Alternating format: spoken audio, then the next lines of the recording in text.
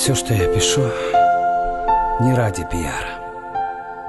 Когда же поймете стихи коммунара, не пишу я стихи ради забавы. Хочу, чтобы вы всегда были рады. Хочу, чтобы все родными дорожили. Родители всегда уважали, любили. Хочу, чтобы каждый знал на свете, за все, что мы делаем, будем в ответе. Деньги, машины и драгоценные камни никогда не пойдут в могилу за нами. Все, что у нас было, останется прахом.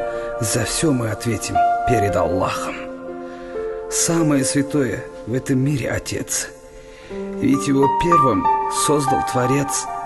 Да, он был первым, его звали Адам. А потом Всевышний создал наших мам.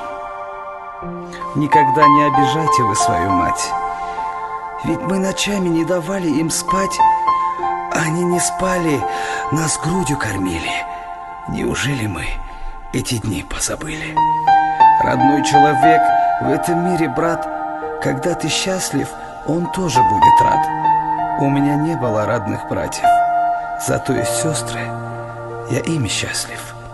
Слово под каблук сегодня в моде. У всех есть пары в мире, в природе. Не чужая нам в этом мире жена, ради мужа свой дом оставила она. Женщины, вы свое место знайте. Слушайтесь мужа, его родителей уважайте. Кто-то уже, кто-то будущая мама, ведь Ева тоже слушалась Адама. Этими словами я хочу вам сказать: давайте друг друга понимать, уважать, чтобы добрыми были наши потомки. Для вас, кому